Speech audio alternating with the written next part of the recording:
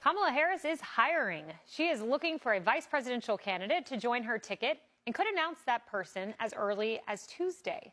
But I wonder if any of these contenders you're looking at have read about what it's like to work for Harris. Reports of a harsh work environment under Kamala Harris have since resurfaced. And former Speaker Kevin McCarthy, who's also from California, said this about what he's heard working for her is like. It is known in California and it's known in Washington. It is a heroic work environment if you work for her. Nobody lasts very long. Even as VP, when she didn't do anything, she could not keep staff. That is a person that the press will never talk about. How she treats people around her is a real indication of what she'll do in the future. And reports of poor office culture with Harris are not new. A government watchdog reports Vice President Harris's office has nearly 92% staff turnover. Donald Trump had 72%. She had 92. Back in 2022, one Harris aide said this about working for Kamala, quote, "It's always been a problem. You have to have your people around you." And a 2019 op-ed about then Senator Harris revealing, quote, "Senator Harris vocally throws F-bombs and other profanity constantly in her berating of staff and others. The staff is in complete fear of her, and she uses her profanity throughout the day." Even MSNBC host and former Harris staffer Simone Sanders hinted at struggling to work for the vice president. It was new for me when I worked for her because I had never worked for a high-profile woman before. I had only ever worked for men. And there was one day at work where I was like, "Ma'am, you might be the last woman I work for, because this is a there's a story there. It's a lot. There's a lot that we got to deal with over in here." It was something though that I think any candidate, any person in power needs to be aware of what the criticism is. I mean, candid, smart words. Simone was a huge part of the staff, Emily. And I remember when Simone left, this tweet went viral of this guy named David Gens, because a lot of people were leaving the office. Let's pull it up. This was him sitting at a desk outside of the office. "My name is David Gens. I work for Vice President Harris on behalf of the American people." And people said, "Blink twice if you need help, David." Yes. I remember covering that on the couch. We laughed hysterically at that poor thing.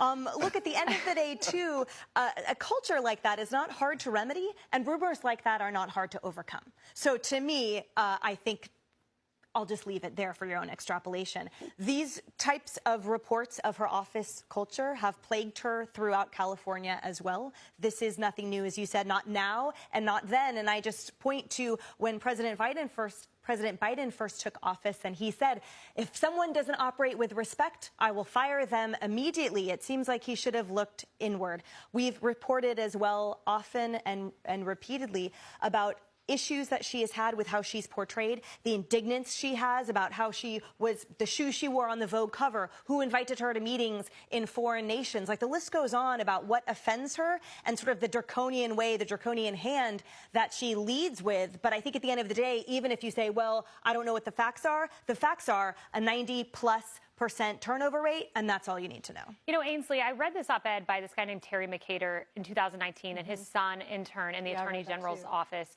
And he said that she made people stand and address her as general, and that younger staffers were told not to look her in the eye. And I just compared it to Trump, who regularly engaged with interns when he walked by, didn't care if people stood. He was the president. Right. What a difference. He calls people, if you worked for him, he would call your mom and say, "Put her on the phone. Let me talk to her. If you said my mom loves you." He's so personable and likable when you're around him one-on-one. And the F-bombs and fear, toxic. When y'all were reading all this, weren't you so grateful you work at Fox News? Can you imagine if we were treated this way? Only 4 of her original 47 staffers from year 1 are still there. You can tell, you're quoting Maya Angelou. This is similar. You can tell a lot about someone if you work for them. And when you're mean to staff, guess what comes? Leaks. Leaks. Also, you know, it's so funny. We started the show off with this this wise Kamala Harris, who all of a sudden, just in the last 48 hours, has changed her mind on a myriad of subjects. But honestly, you know, if you can't be able to be candid with the President of the United States as a staffer, then that would mean a lot of things would go wrong, would just get worse. You know, that's my concern as a voter, as an American citizen. The ability of whoever's in the Oval Office to recognize from time to time we don't get it right. Yeah. And who would have the heart, the nerve, the guts to be able to say, Madam President, this is wrong. And, you know, I was reading an Axios report about a time she interrogated Karine Jean-Pierre during the campaign so much that other staffers noticed it. Well, what I find so interesting about this whole thing is that a toxic workplace is the HR department's worst nightmare. And that you end up with lawsuits and things get leaked and it goes public and everything. Think of Ellen DeGeneres, another California lady who got outed. And this was after years of her having this successful talk show and everybody loved her. Oh, she's so funny. Oh, she's so sweet. But once one person came out and started talking about the toxic workplace at Ellen DeGeneres' show, everybody started coming out, including people that had been on her show. So I just wonder if it's a matter of time before we get more details. Great point. The Trump campaign should create a new coalition, angry Kamala Harris staffers for Trump. You want to break the internet with that one? Come on now. That's a hell of a Zoom call. Not just joking.